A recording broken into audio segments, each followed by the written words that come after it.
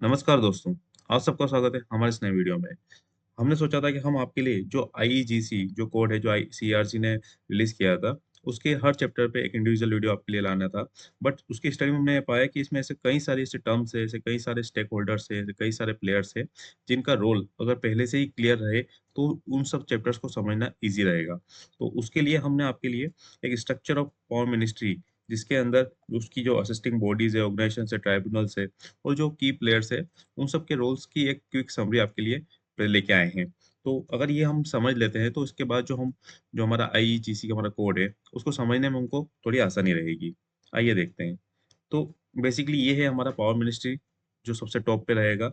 इसको असिस्ट करने के लिए कुछ स्टैट्यूटरी बॉडीज़ जो किसी लॉ के तरफ बनाई गई है, ऑटोनोमस बॉडी जो सेल्फ सफिशिएंट वर्क करती है और पीएसयूज़ जो कि पावर मिनिस्ट्री की बिज़नेस यूनिट्स होती है, वो आती है। अब इसमें हम सबसे पहले देखते हैं पावर मिनिस्ट्री का मेन फंक्शन क्या है, इसकी रिस्पॉन्सिबिलिटी क्या है टुवर्ड्स द इंडिया। तो जो भी एनर्जी रिलेटेड पॉलिसी रहेगी, उसका फॉर्मेशन, जो भी हाइड्रो इलेक्ट्रिक और थर्मल पावर से रिलेटेड जो जो भी हमारी अ, पॉलिसी मेकिंग हो गया, उनकी रेगुलेशन बनाना हो गया, वो पावर मिनिस्ट्री के अंदर आता है। और जो ट्रांसमिशन इलेक्ट्रिसिटी का ट्रांसमिशन और डिस्ट्रीब्यूशन नेशनल लेवल पे, वो मिनिस्ट्री ऑफ पावर के अंदर आता है। इनसे रिलेटेड जो भी रिसर्च वर्क या टेक्निकल असिस्टेंट का काम रहेगा, वो भी पावर मिनिस्ट्री के अंदर आता है। सेम जो एडमिनिस्ट्रेशन वर्क रहेगा एनर्जी रिलेटेड लेजिस्लेशन में, वो पावर मिनिस्ट्री के अंदर डायरेक्टली आएगा। जितनी भी रेगुलेटरी बॉडीज़ इनके अंदर वर्क कर रही है, वो डायरेक्टली पावर मिनिस्ट्री के अंदर कंट्रोल होती है। जो रूरल इलेक्ट्रिफिकेशन का वर्क है, वो पावर मिनिस्ट्री के अंदर आता है। और जितनी भी पावर से रिलेटेड मतलब जैसे कि सौभाग्य हो गया या फिर जो इस तरीके की जितनी भी जो गवर्नमेंट की स्कीम्स हैं, उन सबका जो कंट्रोल रहेगा, उन सबका जो रेगुलेशंस रहेगा, वो पावर मिनिस्ट्री के अंदर आता है। तो बेसिकली ये की फंक्शंस है पावर मिनिस्ट्री के। अब अगर हम बात करें कि जो स्टैट्यूटरी बॉडीज़ है, वो कौन-कौन सी है पावर मिनिस्ट्री के अंदर, तो जो सबसे पहली है, वो है सेंट्रल इलेक्ट्रिसिटी अथॉरिटी। हम इसको काफ़ी बार हमने इसका ज़िक्र किया है। उसके बाद है ट्राइब्यूनल्स, हम इनको डिटेल में देखेंगे अभी नेक्स्ट स्लाइड में। ये है सीईआरसी जो रेगुलेशन फॉर्मेशन का काम करता है। सेम इसी का रेप्लिका स्टेट में है CRC. Central transmission unit utilities मतलब ऐसी ऐसी बिज़नेस यूनिट्स या फिर ऐसी यूटिलिटीज़ जो ट्रांसमिशन से रिलेटेड काम करती है, जैसे कि हमारा पावर ग्रिड है। जो स्टेट ट्रांसमिशन यूटिलिटीज़ जो स्टेट के अंदर आती है। एनएलडीसी, आरएलडीसी जो शेड्यूलिंग का काम करती है। एसएलडीसी जो स्टेट में शेड्यूलिंग का काम करती है। जो grievance redressal forum and ombudsman, ये मतलब कोई भी अगर ग्रीवेंस रहेगा किसी भी हमारे कंज्यूमर्स का, तो उनके उनके लिए एक तरीके से फोरम है जहाँ पे वो उनका रिड्रेसल कर सकते हैं। ब्यूरो ऑफ एनर्जी एफिशिएंसी जो इंडिया में जितने भी एनर्जी हमारी कंज्यूम हो रही है इंडस्ट्रियल सेक्टर इन लेवल पे, उन सब में किस तरीके से एनर्जी एफिशिएंसी को प्रमोट करना है, किस तरीके से पॉलिसी फॉर्मेशन करके स्कीम्स को लॉन्च करके उसको इम्प्लीमेंट करना है, ये काम ब्यूरो ऑफ एनर्जी एफिशिएंसी करता है। डामाडोर वैली कॉर्पोरेशन ये एक तरह का डेडिकेटेड एक एनर्जी कॉरिडोर है जहाँ पे जो हाइड काफ़ी सारे थर्मल प्लांट भी है, हाइड्रो हाइड्रो भी है और वहाँ पे रिन्यूएबल एनर्जी भी है। उन सब का किस तरीके से कंट्रोल जो एडमिनिस्ट्रेशन है और जो ट्रांसमिशन है पावर का, वो सब कंट्रोल होता है। तो ये कुछ स्टैट्यूटरी बॉडीज़ है, जो पावर मिनिस्ट्री के अंदर डायरेक्ट आती है।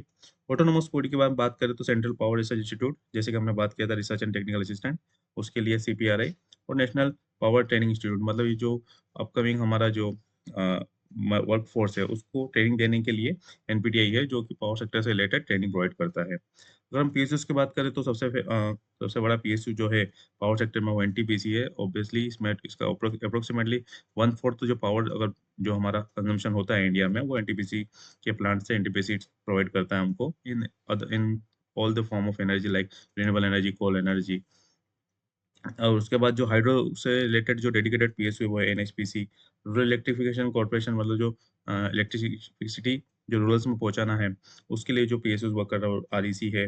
North east electric power corporation जो डेडिकेटेडली नॉर्थ ईस्ट रीजन के लिए डिज़ाइन किया गया है।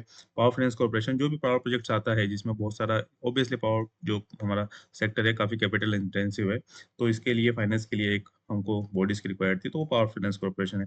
पावर ग्रिड कॉर्पोरेशन जैसे हम जानते ही हैं कि ये एक तरीके से हमारा जो सेंट्रल ट्रांसमिशन यूटिलिटीज़ है। एसजेवीएन सतलज ये एक तरीके का ये भी एक तरीके की पीएसयू है, जो कि हाइड्रो इलेक्ट्रिक जो प्रोजेक्ट्स हैं उनको करती है। और जो टीएचडीसी ये भी हमारा हाइड्रो रिलेटेड एक कंपनी ही है जो हाइड्रो पावर जनरेशन में काम करती है। पोसोको है ये ग्रिड कंट्रोलर ऑफ इंडिया के नाम से भी जाना जाता है, जो बेसिकली जो ग्रिड का जो स्टेबिलिटी है उसके लिए काम करता है।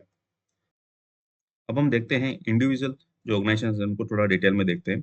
सबसे पहला है हमारा सीईए। सीईए है सेंट्रल इलेक्ट्रिसिटी अथॉरिटी। यह इसका मेन फंक्शन है जो पावर मिनिस्ट्री है उसको टेक्निकल और इकोनॉमिक्स मैटर्स पे असिस्ट करना। साथ ही साथ यह टेक्निकल कोऑर्डिनेशन और सुपरविजन का भी काम करता है पावर सेक्टर में। यह एक स्टैट्यूटरी मतलब जो लॉ के द्वारा बनाया गया था।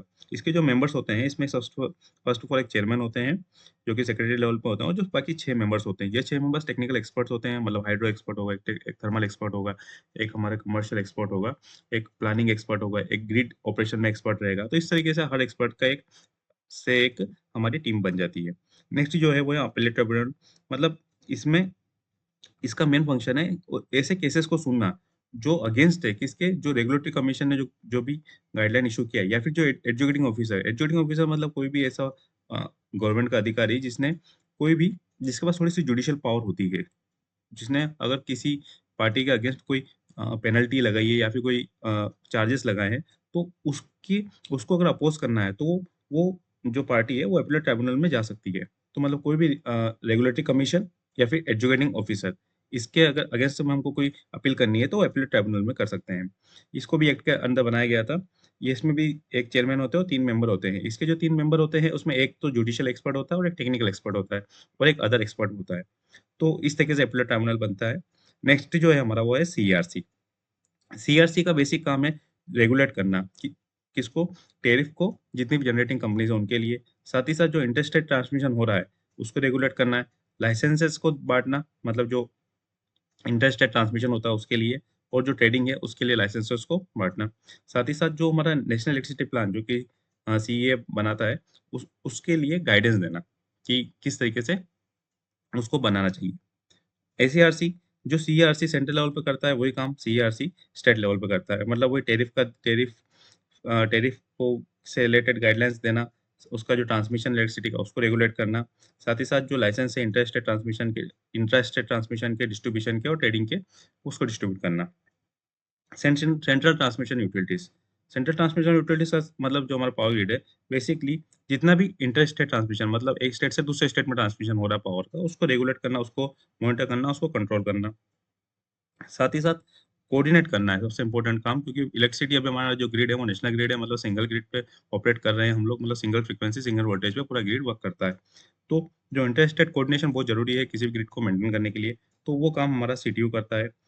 जिसको हम पावर ग्रिड पीजीसीआईएल मतलब power grid corporation of India limited भी बोलते हैं। जो स्टेट ट्रांसमिशन यूटिलिटीज होती है, इनका यही काम होता है स्टेट लेवल पे करना। मतलब जो जितना भी एनर्जी का ट्रांसमिशन होना है विद इन द स्टेट, वो काम स्टेट ट्रांसमिशन यूटिलिटीज के अंदर आता है और उसके लिए उनको प्लान और कोऑर्डिनेशन करना पड़ता है। तो अगर इसमें हम एग्जांपल के लिए बात करें तो जिस तरीके से जो हमारा स्टेट लेवल पे कंपनीज होती है, वितरण कंपनीज या डिस्कॉम्स, ये काम होता है नेशनल लेवल पे जो भी ग्रिड्स में से शेड्यूलिंग हो रहा है और डिस्पैच हो रहा है इलेक्ट्रिसिटी का, उसको बैलेंस करना और उसके लिए जो रिलेटेड मेजर्स है उसको लेना। जैसे कि अभी हम देखते हैं जो primary control, secondary control, tertiary control, grid में जो अगर सडनली कहीं फ्रीक्वेंसी कोलैप्स होती है या फिर सडनली राइज होती है, तो उसके लिए जो भी एक्स्ट्रा मेजर्स लेना है वो एनएलडीसी लेता है। आरएलडीसी का काम है जो भी डिमांड्स आ रही है स्टेट से या फिर जो पर्टिकुलर रीजन से वहां से, उसको शेड्यूलिंग करवाना।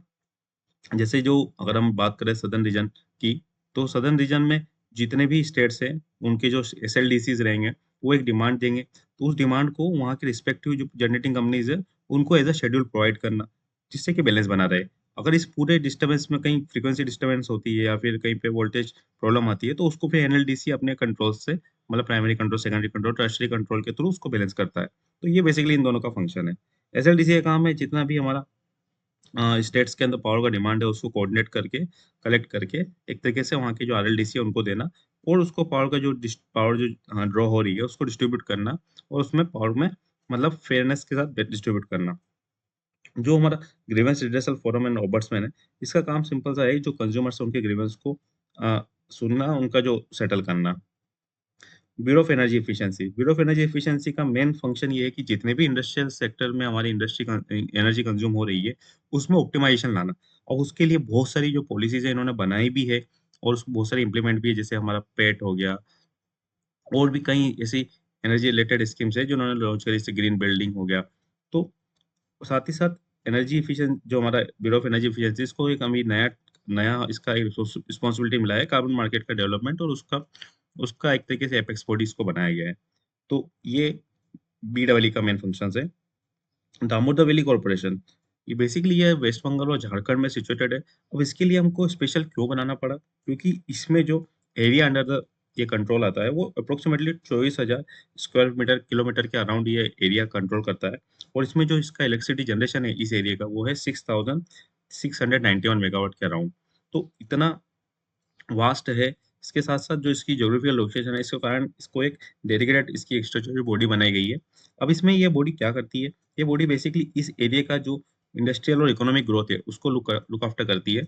मतलब वहाँ के लिए जो वहाँ की इलेक्ट्रिसिटी प्रोवाइड करना, वहाँ का वाटर सप्लाई प्रोवाइड करना और वहाँ का डेवलपमेंट देखना, ये दामोदर वैली कॉर्पोरेशन का काम है। और जो वहाँ पे वेरियस प्रोजेक्ट्स चल रहे हैं, हाइड्रो प्रोजेक्ट्स हो गए, इलेक्ट्रिसिटी पावर प्रोजेक्ट्स हो गया, उन सबको मैनेज करना। भाखड़ा बियास मैनेजमेंट बोर्ड, यह एप्रोक्सिमेटली जो इसका पावर जनरेशन कैपेसिटी है वो 3000 मेगावाट के आसपास है। तो यहाँ पे जो मेजर इसका काम है वो है वाटर और पावर सप्लाई करना इस एरिया में, जो भी पंजाब का ये एरिया है भाखड़ा बियास मैनेजमेंट बोर्ड के अंदर आता है। तो ये था मेरा वीडियो, जो पावर मिनिस्ट्री के अंदर जो वेरियस स्टैट्यूटरी बॉडीज़ आती है, जो ऑटोनॉमस बॉडी और जो पब्लिक सेक्टर एंटरप्राइजेज़ आते हैं उनके बारे में। अब अगर हम जो हमारा जो सीईआरसी ने जो आईईजीसी हमारा कोड रिलीज़ किया था। अगर हम उसको समझेंगे तो हमको ये जो जहाँ पे भी टर्मिनोलॉजीज़ आएगी, उनको समझने में आसानी रहेगी। तो हमारा जो नेक्स्ट वीडियो रहेगा वो प्रिएम्बल पे रहेगा, followed by preliminary of CERC IEGC regulations 2023। तो जुड़े रहिए हमारे साथ। आज के लिए इतना ही। Thank you.